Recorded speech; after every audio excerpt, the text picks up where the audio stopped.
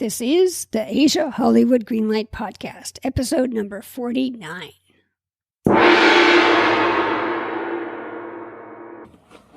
And rolling sound. Quiet. Here we go. Ready. Speeding. 120, take 7. And action.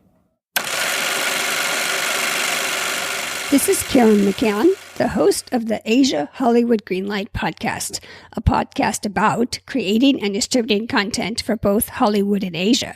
To show your support, please subscribe, leave a rating, and share this podcast on social media so more people can discover this podcast. The more we grow the community, the more we can collaborate.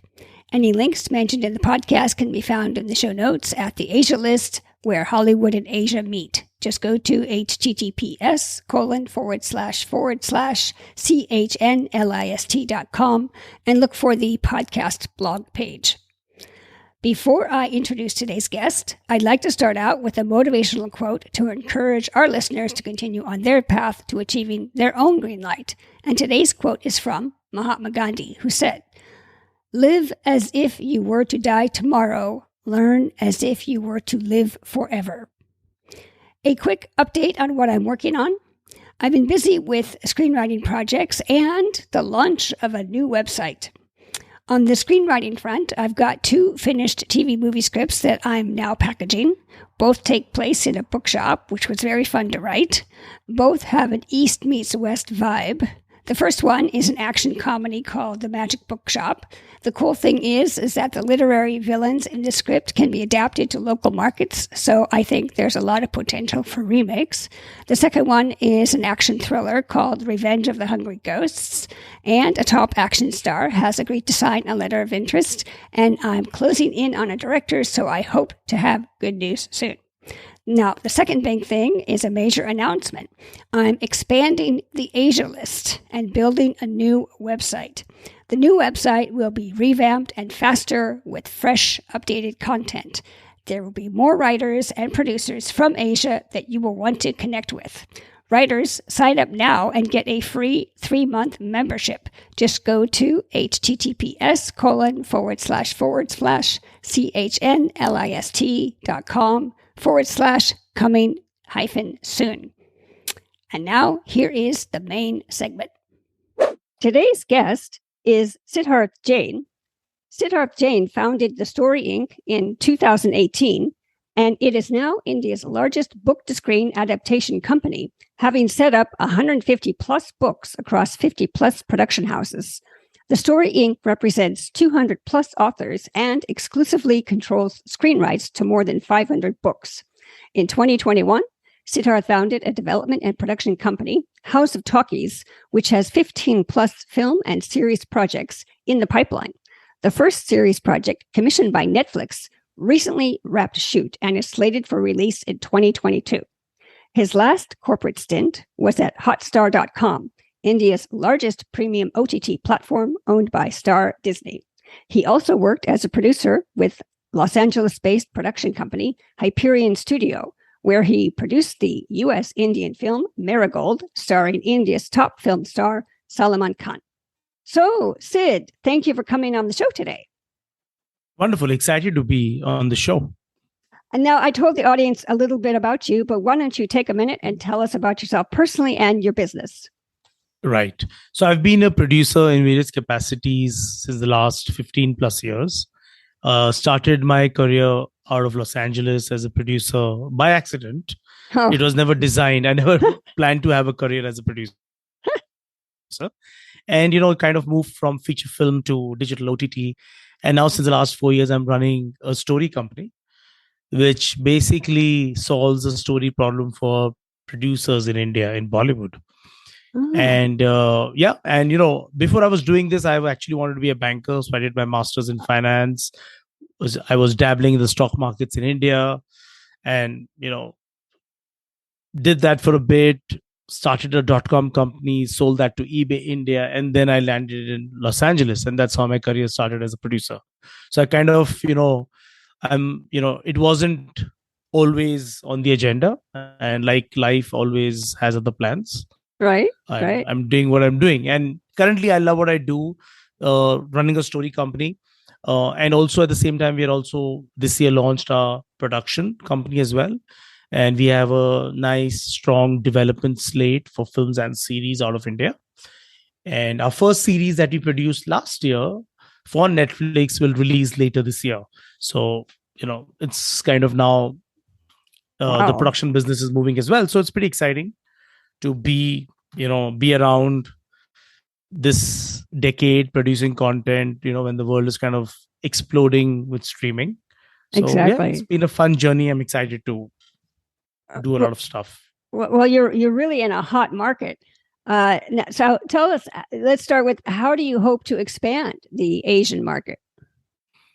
Well, I think the Asian market, our best bet is to work with global streaming platforms and to also find a way to reach out to audiences by telling stories that are local but yet global in context.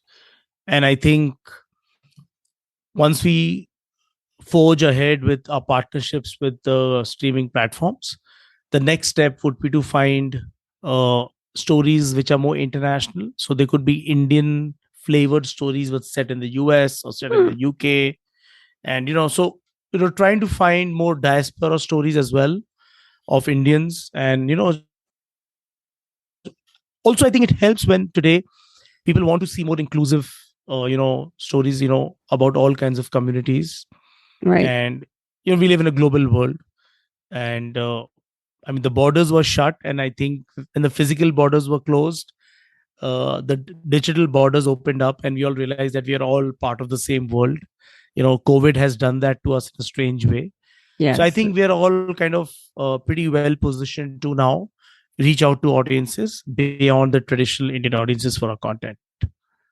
If you were shooting in the UK or the US or something with an Indian story, and not that dubbing is so good nowadays, it really doesn't matter, but would you choose to, would it matter to shoot in English or some Indian dialect or Hindi? Well, I think it really stems from two things. One is it's always fun to have a natural language as part of your story narrative. So Right. if the Indian characters in London would speak in a bit of an Indian language and a bit of English, then I would want to go with that. Right. And B, I think it also depends on the financing structure. If the financing is coming from a network that wants content in English, then we'll have to go for more English. If the financing is from a local studio in India and they want local language content, so then we'll have to speak in more Indian languages and less English. So I think it really depends on the financing, and accordingly we package the project with that talent and the language. Exactly. Now you're doing so many things. You've got the production company, you've got the book adaptation company. Just so the audience kind of understands your work, what are 2 or 3 main tasks you do on a, quote, typical day? Well, on a typical day, my day is more like a holiday. Okay. I read stories and I read books. I'll watch an episode of a new show that's streaming on any one of the platforms. Then I'll have meetings with my writers who work for us in-house. Okay. I then have meetings with filmmakers, directors, and we just discuss more and more of story. I'll probably have an odd call with a lawyer who's working on some contract for one of our deals, and maybe go and have coffee with a financer who I'm trying to quote, right? So that's a typical day. It's like wearing, different hats, but largely it is like immersing myself in the world of stories with some amazing storytellers. Well, you're really in the perfect position to do that, because A, you've got the banking background, and B, you've got the production background and the OTT and the book. So wow, you're like wearing many hats, but a professional in all those. One question about the writers in India: do they have like talent agents and managers like in Hollywood, or is it hard to find writers? Well, both the things are true. We do have now talent agencies that represent writers, but they're not doing a good enough job to solve our problem of finding new writers. So we are still left to our own kind of effort to find new talent. And so, we have agencies and we don't have enough writers. So it's always a constant struggle, a constant search to find new writers, new talent that can, work. And also the series format, the premium series format in India is fairly new, because we used to earlier have a feature film or a daily soap as the kind of, two kinds of stories.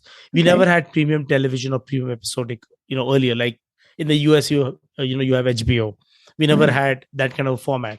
So it's a little new format. Now I think things are getting better each year. So we are very optimistic, and I'm always constantly searching for new writers, and it's fun. I really like that process. Oh, I love to hear that. Now, you mentioned you sometimes have coffee with, financiers, and that leads to my next question. How do you find your business partners, and the follow-up, or for example, how do you find producers? Well, largely I work with the larger studios and streaming platforms and television networks. They are a main source of financing for me. Once we know usually what's their content strategy, so we find stories accordingly. It's more difficult to find good filmmakers, because somehow as producers, even if we find a bunch of writers, spend months and years on creating some stories and scripts, I think the bottleneck in India still is finding good filmmakers. So once we put that package together of a good script and a good filmmaker, then financing is kind of, we find the right producing and distribution partners. But packaging of content is still a very integral part of what happens in India, the way financing happens. When you say filmmakers, do you mean directors specifically? Yes, I mean directors, specifically directors. I think that's a big bottleneck for us in India. Oh, interesting. Okay, well, speaking of bottlenecks, what obstacle did you encounter on a past project? How did you overcome it, and what did you learn? Well, I think, the biggest lesson learned is, when you face problems like COVID and lockdowns, we have to have very flexible writers and directors as part of the team who know how to, turn around a project given, difficulties in execution the way we had planned earlier, right? So, plans will go haywire when you face situations like these. And how well can a team adapt, work together, and find creative solutions? I think that's most important, because I think in every project, no matter what the budget is, there will always be, some pressure on the budget, some pressure on time. And it's always the ability to, deal with those pressures and still come out with a product that works. Exactly. Now, to follow up on that, on a past obstacles, that sort of leads to this question. If you could magically solve two current problems, either macro or micro, what would they be? Well, I think one is to find enough development capital to pay writers, and especially new writers, and mentor them, because the challenge is a chicken and egg, right? You need new writers, but they need to be mentored. But you can't expect them to do a part-time job. You want them to work full-time and focus on writing, which means you need to pay them. And because you're mentoring them, what they write may not be fit for the market as yet. So there is that period of a learning curve that writers face. So I think finding enough development capital to support that learning curve of a writer and a team of writers, I think, is the most important problem to solve. That's one. And the other problem is really in the execution skill of producing something, the ability to get all the departments to do their best and in sync, and to do it at the right cost, in the right way, in the right quality. That execution is very important, because sometimes if a plan on paper, on a script, looks amazing, but when the product is shot and then you see the result, it may not be the way we expected it to be. So that's another problem that needs constant solutions and constant problem solving. Okay. Now, this next question has two parts. What sort of future projects are you looking for? And the second part, what do you think the Indian producers are looking for? Or we could even say global producers are looking for. Either way. So I think for me personally, I want to, find newer audiences for our stories, for Indian stories, whether they're set in India or outside India. So for me, future projects are more focused on trying to hook the global audience into viewing and consuming our stories. So stories, I mean, we've had a few successes in the past, just stories set in India, like say there's that film Slumdog Millionaire or a movie like Monsoon Wedding. But we've got fewer successes. I think we need to find more such stories and execute them in a way that it's appealing for a non-Indian audience. That's my plan. I think producers generally are kind of trying to find two things, right? One is engagement. Find stories that people will find strong engagement hooks when you want to stream them, and episodic hooks. So stronger concepts that will stand out, because so many stories get produced. Sometimes you can't tell one from the other. So finding stories that stand out, grab your attention, because we are living in the attention economy. That's really important. And once you've found those stories, then then I think it's easier to find audiences and talent to execute them. Okay, well, here is a trick question. What question did I not ask you that I should have? I think you should ask me, what is the future looking like for talent in India? Oh, well, let's hear it. Yeah, so I think, we've never had a more exciting decade in front of us. I think, as India is exploding in so many other industries, I think content is where we have tremendous potential. And I think the next decade for writers and filmmakers and directors in India is going to be extremely exciting. And it's going to be extremely exciting for even foreign streaming companies like Netflix and Amazon and HBO, for them to increase their subscribers from India. At the same time, it's the most challenging country to be successful in. Really? So I think while there's the biggest opportunity in India, it's also a very challenging opportunity. And, I think it's really exciting, and I think the future is really bright. And we're going to have a terrific decade ahead of us. So really excited to be operating as a producer in these times. Now, when you say challenging, it's mainly challenging because you're looking for, you want to have writers, you want to mentor writers, and you need to find writers. Also, you need to find or develop directors. Is that what you mean by challenging? Yeah. I think the challenge is, there's a bottleneck in terms of talent availability. You might say writers and directors. That's one challenge. And the other challenge always is the risk capital that needs to mentor this talent pool.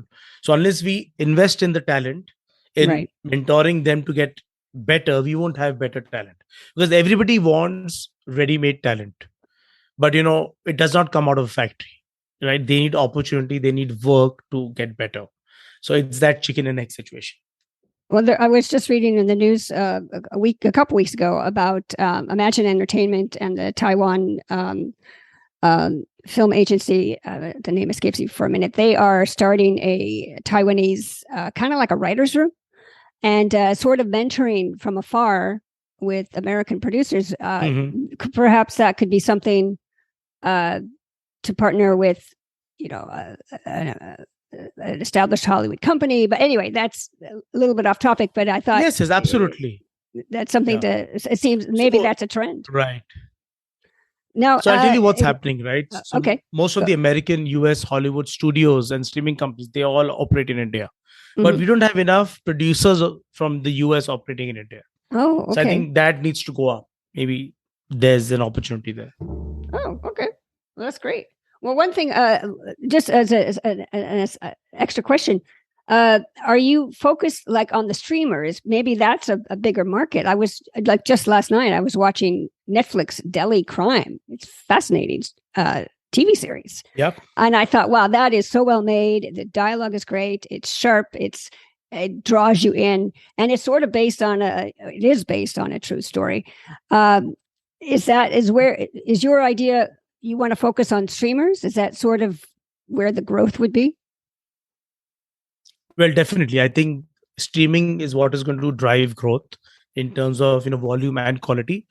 Films is still challenging because, we haven't been very successful in getting audiences back into the theaters on a consistent basis, post COVID. And, I think their habits seem to have changed a bit. So, it is challenging. So streaming is really where the real opportunity lies. Also, it's regular long-term work for everybody in the industry. So I'm hoping that streaming will drive growth for everybody. Could it be a trend? I know Bollywood, movies with, the big musical extravaganzas are huge in India. Is there a possibility that if producers in India want to expand that market, that they might head more towards dramas as not so much music, not so much the spectacle? That's already happened. It's already happening. It's already happening. I mean, most of the episodic content that gets made premium, hardly has any music and song and dance. And even the movies, they're moving more towards drama and less music. So that trend is always, already, in action, and we are seeing lesser film music as compared to before, for sure. Interesting. Okay. Now, if you could, Delhi Crime. Yeah, right? that's that yeah. Kind of That really hooked me, and I can't wait to watch the next episode. And now, if you could give advice to your younger self, what would it be? Mm-hmm.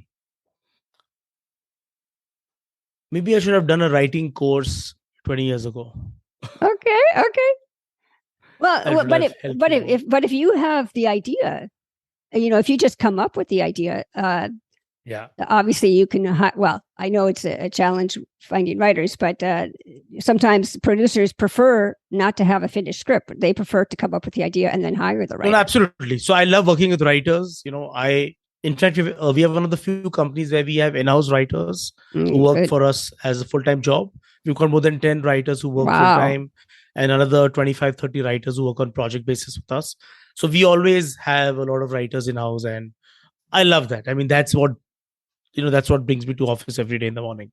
I can't wait to be in office. That's great. Now, in conclusion, would you like to share any social media details or website links or projects coming up? Yeah, so I think, it's very easy to find me on Instagram and Facebook, Twitter. I'm most active on Instagram, so that's the best way to reach me and find me, and also be updated on all our projects. Mm-hmm. So, and just searching my name on Instagram will be enough. I'm also pretty active on Twitter, so I'm there everywhere. Just look for Sidharth Jain with a blue tick and you'll find me. Okay. Well, I will put that all in the show notes. Okay. Well, Sid, thank you so much for coming on the show today. Absolutely. Pleasure. And we'll see you at the premiere. Thank you. Look forward. And all the best to you. Thank you so much.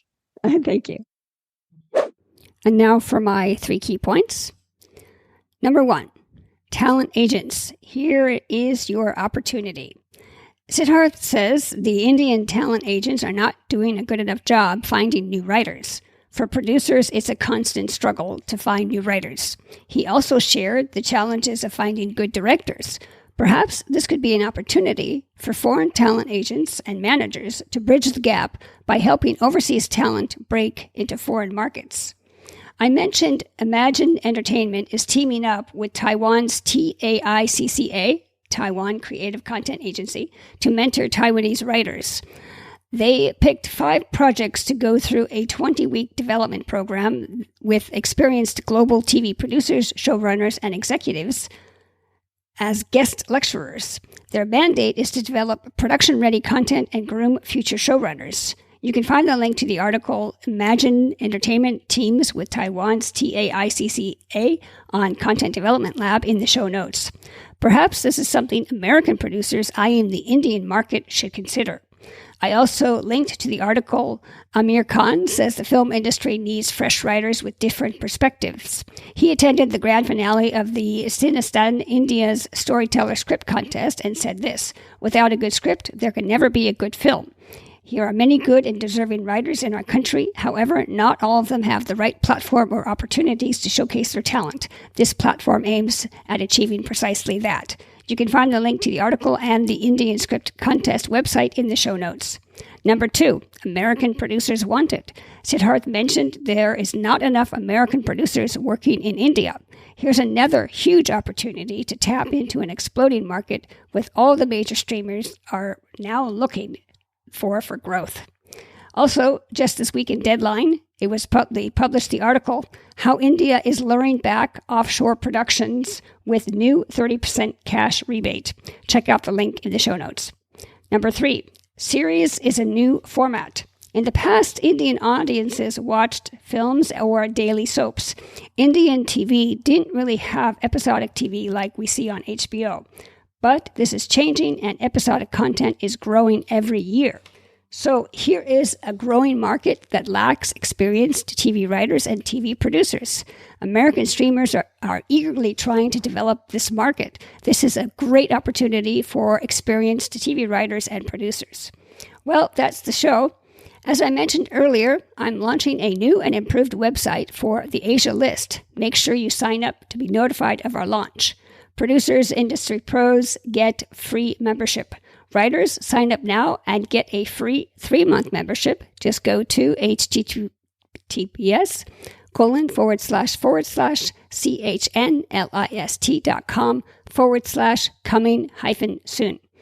I appreciate your support. Please help us out by rating the show and sharing it on your social channels.